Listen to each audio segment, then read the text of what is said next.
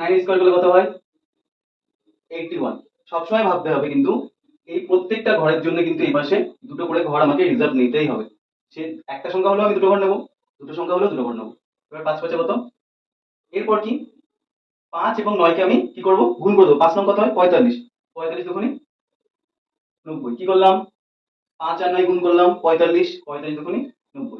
এটাকে আমি প্লাস করে দেবো। এসে গেল আমাদের অ্যান্সার। এবার নেক্সট চলে যাই। 3 থেকে কত হবে? 9। আমি কি বলেছিলাম? এর জন্য কটা ঘর রিজার্ভ থাকবে? দুটো ঘর। তাহলে আমরা এখানে একটা 0 দিয়ে দিই। 7 7 49। এবার কি করব? এই দুটো গুণ, 3 7 21, 21 দুগুণে 42। চলে আসলো আমাদের 5329 অ্যান্সার।